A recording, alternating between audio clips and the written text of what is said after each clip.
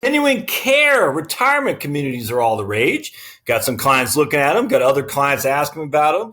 And I'm sure if you're watching this video, it might be on your agenda as well. So we're going to dive into one of the bigger ones, the bigger for-profit firms. I think they're for-profit. ACTS, the ACTS Community Care Retirement Communities, and the one that we did on Lake Lanier, the Lanier Estates Village, or Lanier Village Estates. I did an in-depth analysis of their contract, and we're going to actually dive into the sponsoring company, which is the ACTS Retirement Community Group. So let's dive into that. Leverage Wealth Planning YouTube channel, my friends, the place where you come to learn about continuing care retirement communities. Here, forever known as CCRCs, just much easier to say CCRCs. And if you like what you see here, don't forget to subscribe down there. Hit the little subscribe button. Hit the notification bell to be notified for future content. And we talk about, we do over a video a day. So you want to you want to hit that notification button to be notified, because we do lots and lots of stuff. Doing Medicare stuff, life insurance stuff, continuing care, retirement community stuff. I'm doing a tutorial now on the financial planning software I use called Nest Egg, which I think you'll like quite a bit as well. So keep up to date. Keep up. All right. So, let's dive right into it. I find this interesting. This is called the ACTS Retirement Life Communities, the leader in life care for over 45 years. And this is just their, what's the, about ACTS, their mission and history. They are a 501c3. So I didn't know that. They are a non-for-profit or not-profit organization. So that's interesting. I did not realize that. I thought they'd be a for-profit company just because they're so big, but where loving kindness and Christian ideals are practiced. So if you're going to be a 501c3, you got to have some kind of denomination there. With communities in Pennsylvania and Florida, they're committed to serving retired seniors. That's a good slogan. They're committed to serving retired seniors, so you can't beat that. So that's fine. So let's dive into their here. Is their Consolidated Financial Statement. And, this might be boring to you. That's fine. But listen, if you're going to spend $500,000 or $400,000 or $300,000 to get into a facility, don't you need to have a good idea of how well funded that facility is? Because you're going to put let's just say $400,000 into it as an entrance fee. And then on top of that, you're going to be charged $4,000 or $5,000 a month. What if that place goes belly up? You can't have that. So let's dive into it.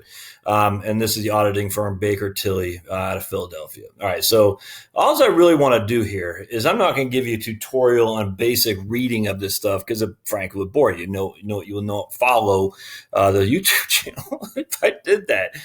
But this is in thousands. So I want to show you, these are the assets. So the first thing you want to look at is a balance statement. All right. So what we have here is we have $315 million in investments, and only was that 20 million in accounts receivable. So this is huge. We don't want a significant AR. Accounts receivable, if you have a significant AR, that means the people you're supplying, your suppliers that they owe you money essentially are late, and we can't have that. That means you're having a bad idea, a hard time making collections. You're having a hard time getting the AR, the account receivables, to cash, and we don't like that. So that's not a significant AR in my opinion. Now, maybe it is, I don't know, but that also includes entrance fee receivables. So they provided contracts, they get 10% down, they're waiting on another 90%.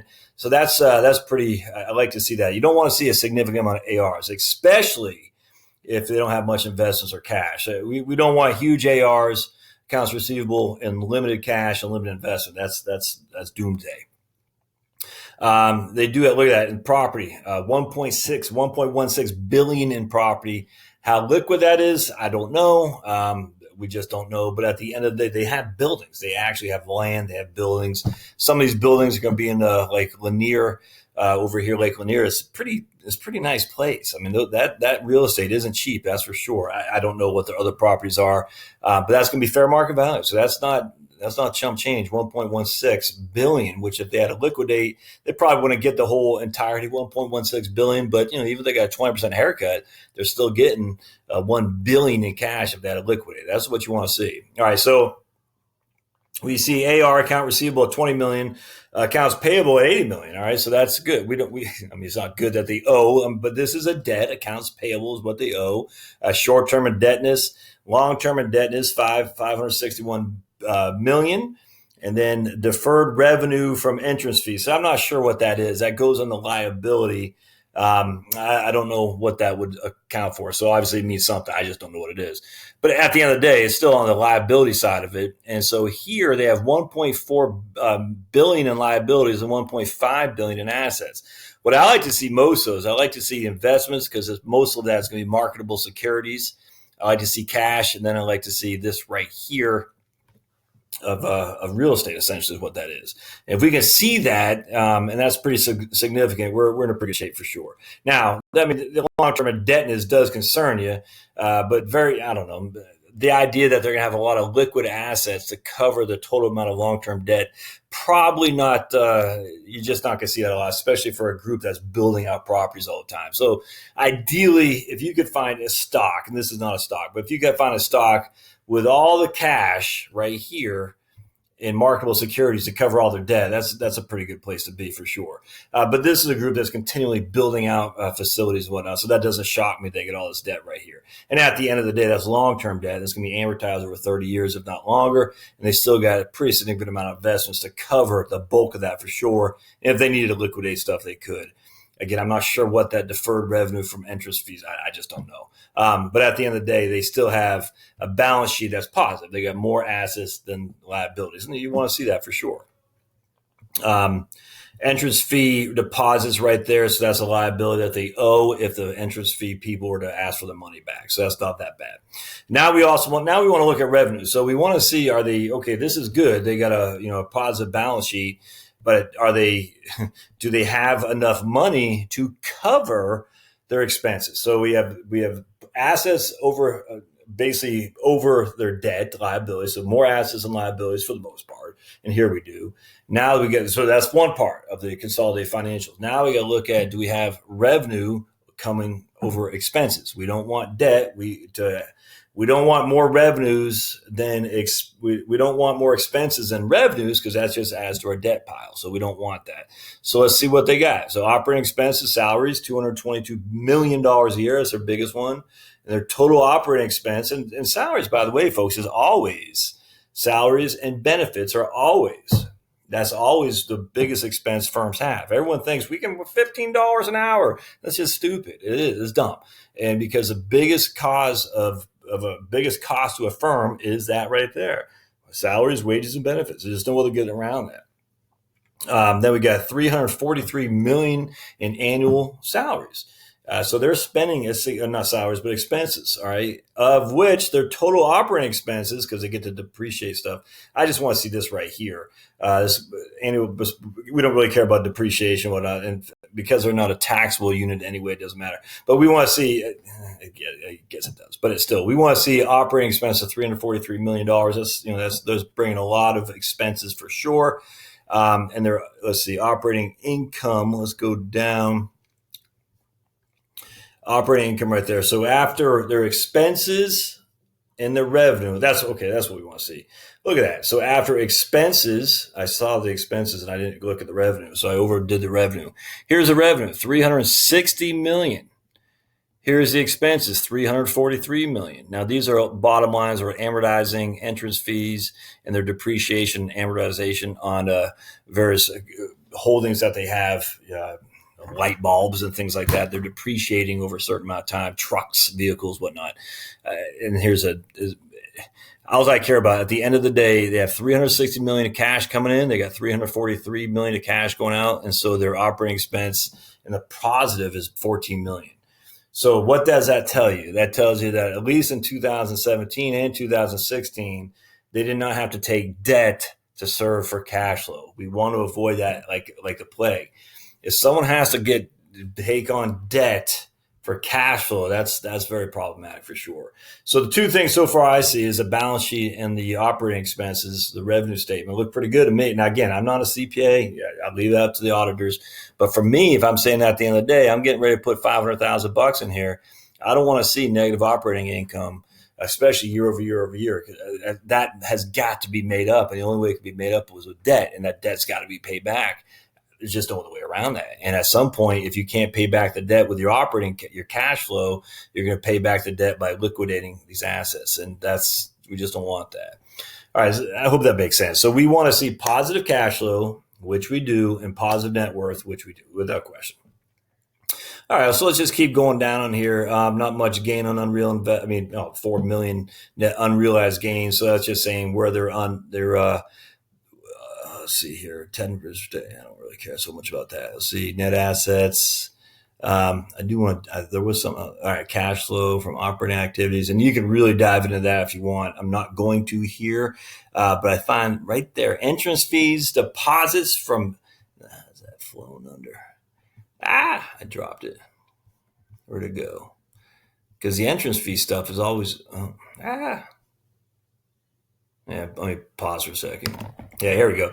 So cash flow from financing activities. So look at that. They got 44 million almost in entrance fees from deposits from initial sales contracts. So you and your spouse are going into a facility up in Lanier Estates or whatever the other myriad of places they have. You're paying a significant amount of money to get in there. That's a pretty big right there. Look at that.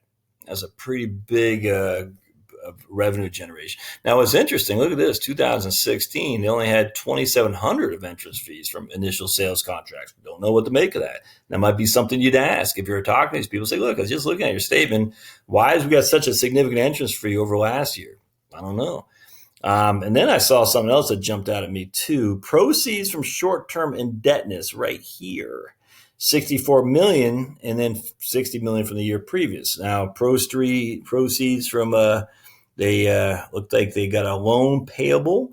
And so I'm not sure if they loaned money out and they got it paid back. I don't know how that works. But anyway, so they proceeds from debt right there. So they over the last 2 years, they took 120 million by issuing short-term debt. What does that mean? I literally don't know, but just that's something to consider. That means they're taking debt and using the cash and using that for proceeds, cash and equivalent beginning. So all this stuff is kind of interesting, and you should look at it. You should read this too, because right here, organization Axe Retirement Services is a not-for-profit Pennsylvania corporation that serves as a parent organization, providing the highest level of governance and control for all its controlled entities. I saw something here that jumped out at me here, though. Right, where's PR? Right there. Presbyterian Retirement Corporation, a nonprofit Alabama corporation which operates Westminster, a CCR located in Spanish Fort, Alabama. Park Point Village is a nonprofit, South Carolina. And these are their affiliates. And I saw something about because Axe is exempt from federal income tax under Section 501A as a charitable organization. Is a disregarded entity for federal tax purpose, means they don't pay tax on their income, as we talked about for the other before. All right, the consolidated financial statements include all right here, this is what I want to talk about. So 2017, the Presbyterian Retirement Community became an affiliate of Axe through a transfer of sole corporate membership. PRC remains a separate not-for-profit organization. Consumer with its affiliation, AMS has entered a separate management and marketing agreements with PRC, whereby AMS serves as manager of PRC. So why did that happen? I don't know, but that was What was the PRC? Is the Westminster? I'm going to write that down. We probably ought to look at Westminster. Westminster Retirement Community in Spanish. What's that? Spanish Fort, Alabama. I want to look at that because that interests me. Why would PRC essentially sell themselves out to Axe? I don't know the answer. I'm not saying it's anything bad. I just don't know. But then there's the PRC. The assets and liabilities recorded at fair value the day of the affiliation. Cash. At least goodwill. That's a lot of goodwill. Property equipment. Yeah, so they had accounts payable, note payable, deferred revenue. I don't know what that deferred revenue from entrance fees. I don't know what that is. I have to dive into that and find out. The transfer membership is accounted for using the acquisition method. The contractual amounts of accounts receivable approximate fair market value. The company consolidated statements of net operating income increased $768,000 as a result of the acquisition.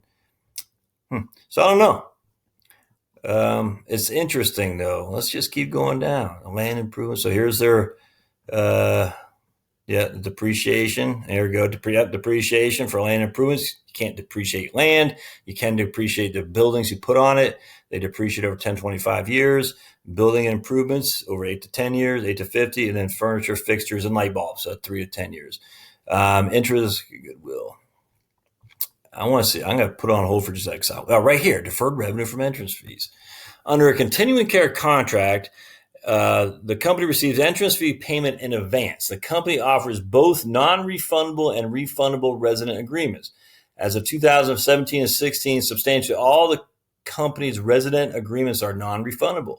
Under the majority of non-refundable resident agreements, residents who terminate their contracts will generally be entitled to a refund less than 5% administration fee and less than 1% to 2% of the remaining entrance fee per month. Under refundable resident agreements, the entrance fee is reduced to no less than the guaranteed refund as they specified in the contract. The non-refundable portion of entrance fee is amortized to revenue over the actuarial computed life expectancy of the residents using the straight line method and is classified as deferred revenue from entrance fees on the consolidated balance sheet. The guaranteed refundable portion of interest fees classified as refundable portion of interest fees on the consolidated balance sheet is not amortized. So I don't get that. So why is that showing up as a debt on the debt side? The guaranteed refundable portion of entrance fees is classified as a refundable portion of interest. I get that, but that's not what. All right, let's see. So the contractual refund obligations under existing residential agreements were approximately $327 million and $282 million. Under the majority of the existing residence agreements, residential living residents are entitled to assisted living care as needed with no increase of the current monthly fee. All right, so that's beyond me. I don't get that. I don't know what to make of that. All right, so let's just keep going down here. We see investments, fair market value. We also you do want to see the investments. $315 million investments. That's about a third of their entire asset level. So we got to make sure that if their investments aren't in Japanese tech stocks, that's for sure. Let's see. Yeah, here we go. So U.S. government securities, corporate debt, and then money market funds. So look at that. Fixed income, a significant portion of their overall holdings, which is what you want. So they got $315 million and only $22 million are equities. That's good. They're not going to get any growth per se, but they're certainly not going to get killed if the market takes a downturn either. So that's pretty conservative, my friends, and that's that money they can essentially bank on to repay the entrance fee refunds, repay any kind of accounts payable they have to pay, repay a lot of their liabilities as well. So you like to see that for sure. And liability is not much in that regard. So that's pretty good. Instruments measure the report. We already talked about that. Financial, that's just basically what they own. Okay. Accounts receivable, entrance fees, and other receivables. So in thousands. So resident monthly fees, resident entrance fees, total receivables. So these are what they haven't received yet are comprised of. That's so they didn't. So basically, they're waiting on their residents to pay them. What's that? $3 million in resident monthly fees, $7 million in resident entrance fees, and then I don't know what third party accounts are, but that looks about pretty close to the same as they did the year before. So allowances for uncollected accounts. So they're saying we think we're going to be able to write. We're going to have to write off about $687,000. That doesn't concern me all that much. Short-term indebtedness. Okay, they have $15 million in revolving line of credit with a financial institution, allowing for cash advances and providing support for the issuance of direct pay letters of credit. Interest is based on LIBOR, blah, blah, blah. Also has another $65 million revolving line of credit with a financial institution, allowing for cash advances. Interest on accounts outstanding on the line of credit range from basically 2.5 10-year treasury bonds, what that is. All right, so that's good. Borrowings are $59 million on this guy right here, it looks like, at the end of 2017. So there you go. So they did. That's that. Remember I was saying they took a lot of money from short-term debt? Well, there you go. They took $59 million off that line of credit right there, whereas the previous year they only had $27 million outstanding. On this $15 million line of credit, They had 8 million outstanding. In the previous year, they had about 8.5. So about almost 8.8 million, whereas before it was about 8.5. So that's interesting to me. So they definitely right here. A draw of 17, almost 18 million on his line of credit consisted of an advance to AAC related to the affiliation with PRC. So that sounds like that was part of their buyout. Interest of this advance is charged at Act's cost of capital and short-term debt. Okay. Oh, the line of credit is expected to be repaid upon PRC obtaining their permanent financing. So basically, they use that line of credit as a revolving line of credit, $18 million to basically buy out PRC. And now they own PRC. They're saying, PRC, when you're able to obtain your own permanent financing, you're going to pay this back. And that makes sense. So PRC is probably out there shopping for a 30-year mortgage, I imagine.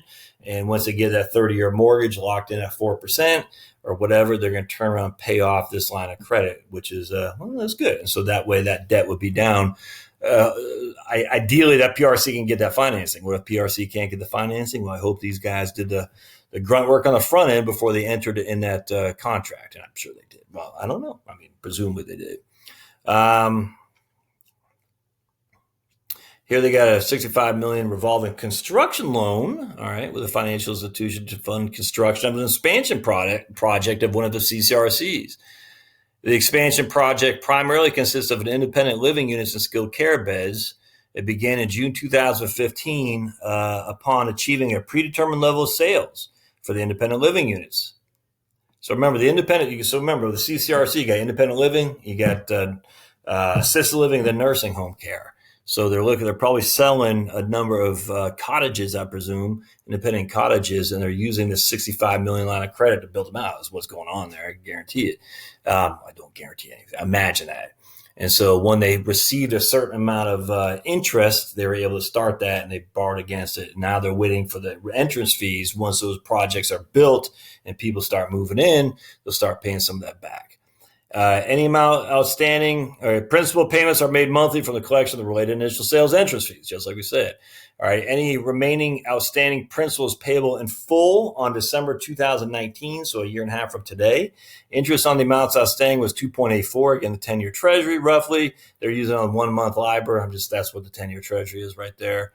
The amount outstanding on the loan was $36 million. So they got $65 million revolving line, essentially, or I guess they're saying it's a loan, $65 million available to them, and they've only used right about half. And they expect to pay the whole thing off by December 2019 when they get all the sales of their independent living units. That's pretty interesting to me. All right. Okay, real quick, then we'll get you out of here. Long-term indebtedness has been issued under 3 separate structures. I want to see some numbers here. Okay. All right. Oh, here we go. So these are all long-term. Okay. So these are all, looks like, these are the notes, the bonds, Industrial Development Authority bonds. I wonder if those are tax-free. I don't know. IDAs, are they I don't know off the top of my head. So basically they're issuing these bonds, Industrial Development Authority, Montgomery County. Is that in PA? Palm Beach Health Facilities Authority in Florida. And they're paying the interest rates range from 3 to 5%. Principal matures in various amounts from December 2019 to 2032. These don't mature until 2033, until 2036, with a yield to maturity of 4%. Yeah, those are tax-free. There's no way you're getting a 4% on a 15-year note. Well, I don't know. I don't know. I don't know what the credit rating is. They've got to be tax-free. Taxable term. Let's see what the taxable term. Well, that's 2.56, and that doesn't mature until 2038. So I don't know. But anyway, that's their debt. That's their obligations right there. That's the yields they're paying. So those yields aren't significantly. So the company's in a hurting unit if these yields they had to pay based on what's called a coupon. If the coupon, the interest rate they had to offer to investors was 7, 8, 9%, then that's significantly higher than market average, which means it's a high yield, i.e. a junk bond. These aren't anything near that. So that's comforting for sure. If you're getting 2.3 on a balance that doesn't mature to 2029. That's good news there. Absolutely. The economic development project. See, I don't know if those are tax free or not. I just don't know. It'd be interesting to find out. And here's their long term indebtedness. So they started the year off with 582 million. Now they're down to 561 million in debt. So they paid a pretty good amount, 20 million down. And here's their principal repayments right here. Look at these two guys. Oh, that's okay. That's not year by year. That's 5-year running. All right. So 2028 to 2032. 150, that's 30 million a year in those years. So, they're back into their mortgages for the most part, but not anything substantially more than what they're paying now. But, it is pretty significant nonetheless, the outstanding debt they have in these, out years. But, as we sit here today, it doesn't make me go, oh my goodness. Hedging activities. Okay. And that's pretty much all I wanted to go over. So by and large, take it if you want to. You can go to here. You go to main menu. Where did I find that statement? Corporate leadership, financial information. So again, this is their main page. You went to financial information, and then I went to the Consolidated Financial Statement. And if you want to read the annual report, annual reports actually get underlooked. I think a lot of people gain a lot of info by reading annual reports on companies they're interested in. A lot of good in there. Warren Buffett's famous for his annual report, but if you read some of these other ones too, you can capture a lot of information that you'll never see by just looking at the happy pictures. That's for sure. I'm not going to read it to you here today, but I find that interesting. So, look, I'm not a CPA, I'm not a CFA, chartered financial analyst. I've done enough taxes and reading of balance sheets enough to know enough probably to be dangerous. Do not buy on just because old Josh here did a YouTube video, but if I were you, I'd look at it for sure because nothing jumps out at me like, oh my goodness. And you can see Fitch ratings A- in the top 5% senior. So strong financial foundation, whatnot. Anyway, something for you to look at for sure. Actually, I might read this whole thing myself because I am interested in the AXE retirement system here, or not retirement company, because I do have clients that are going there and I want to make sure they don't get screwed on their deposits. All right. Well, I hope you like what you see here. If you do, don't forget to subscribe. Like I said, click the subscribe button down there. Click the the bell icon to be notified for future content. Thumbs up, always welcome. Always welcome thumbs up because they help YouTube help me to get the word out to other people who might be interested. And then, of course, don't forget to put comments down below. We'll see. And then go to heritagewealthplanning.com. That's my blog, my podcast. Got a ton of great podcasts coming out. heritagewealthplanning.com. And we'll see you next time on the Heritage Wealth Planning YouTube channel. Thanks, guys.